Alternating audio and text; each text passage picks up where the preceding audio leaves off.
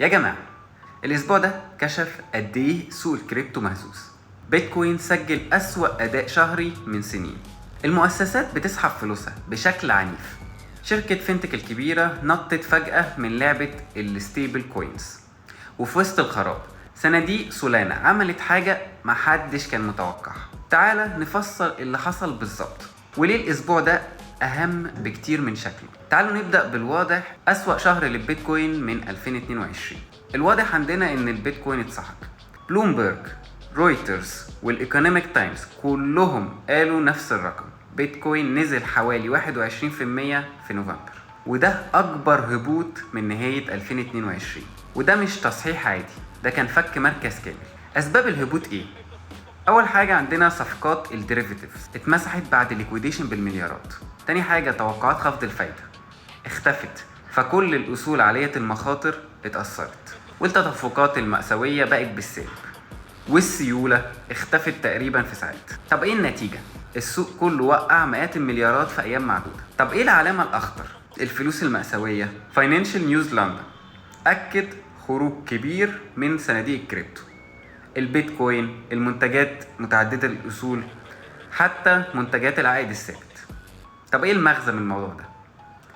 البيع مش من الناس الصغيرة، البيع من مؤسسات بتخفض المخاطر بطريقة منظمة. ولما ده يحصل ال EFTs بتنزف، والرفعة المالية بتنقص، والسيولة بتنشف. وده نفس السيناريو اللي شفناه قبل انهيارات 2018 و2020 و2022. وفجأة وسط كل ده كلارنا تطلع وتعلن ستيبل كوين اسمه كلارنا USD. رويترز و AFT أكدوا معلومات مهمة، مدعومة بالكامل باحتياطي الدولار، مبنية على بلوكشين متطور بالتعاون مع سترايب وباراديجم. هدفها مدفوعات عالمية أسرع وأرخص، وقالوا الإطلاق الرسمي في 2026. طب إيه الرسالة الكبيرة؟ ده بيقولك إن سوق الكريبتو بيتطور حتى وهو بينزف، وفي عز ما السوق بينهار حصلت حاجة غريبة. صناديق سولانا الفورية سجلت 20 يوم ورا بعض صافي دخول. المصدر من ذا بلوك يوم 25 نوفمبر. 20 يوم في السوق بالشكل ده مستحيلة تقريبا. ده معناه ايه؟ الفلوس ما اختفتش، هي بس غيرت اتجاهها. المؤسسات بقت شايفة فرصة في سولانا بعيدا عن البيتكوين والإيثيريوم. ده مؤشر مبكر جدا لمكان ما الفلوس الذكية رايحة. وفي هدوء بلاك روك عملت حركة محدش ركز عليها خالص. اشترت حوالي 90 مليون دولار من أسهم ETF للإيثيريوم الأسبوع اللي فات. ده مش كلام سوشيال ميديا، ده من ملف رسمي متقدم للجهات الرقابية واتعرض عبر 99 بيتكوينز. ليه يشتروا واحنا في أسوأ أسبوع؟ عادي، ده أسلوبهم. بلاك روك بتشتري ضعف السوق عشان تكسب في الدورة الجاية. لو نجمع الصورة كاملة ونبص عليها، بيتكوين نزل أكتر من 20%، ده يعتبر أسوأ شهر من 2022. المؤسسات بتسحب سيولة بشكل منظم. لو حد أخد باله، كلارنا داخلة بمشروع ستيبل كوين ضخم زي ما شفنا في الأخبار. سولانا بتسجل تدفقات إيجابية بشكل مستمر زي ما احنا شايفين. وبلاك روك بتزود مراكزها في الإيثيريوم، ودي مش أول مرة.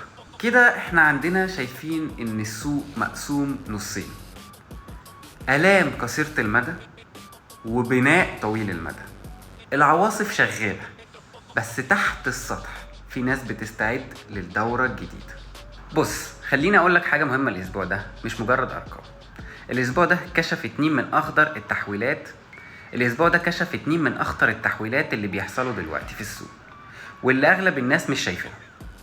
اول تحول، السوق بقى ثنائي السرعه، في عملات بتتسحق وفي عملات بتتشال على الظهر. بيتكوين بينزف صح، بس في المقابل بيانات من كلاس نود وكاياكو بتقول ان المحافظ القديمه لسه ماسكه البيتكوين وما بتبيعش. التجار الصغيرين هم اللي اتصفوا، والاو تي سي ديسكس بترجع تشتغل بعد ركود طويل. ده معناه ان الهبوط موجه للناس اللي داخلين برفعه ضخمه، مش للمستثمرين الحقيقيين. تاني تحول، مراكز جديدة بتتبني في صمت، واللي شغالين عليها مش ريتيل، مؤسسات. على سبيل المثال شركات إدارة الثروات في أوروبا بدأت تضيف كريبتو ألوكيشن بسيط في محافظ عملائها بعد الهبوط الأخير حسب مورنينج ستار. اسم شركات التعدين رجعت تدور على ديسكاونت جذاب، وده بيشد أموال فاليو انفسترز. وسي ام اي سجل أعلى اوبن انترست للأوبشنز على الإيثيريوم من 6 شهور.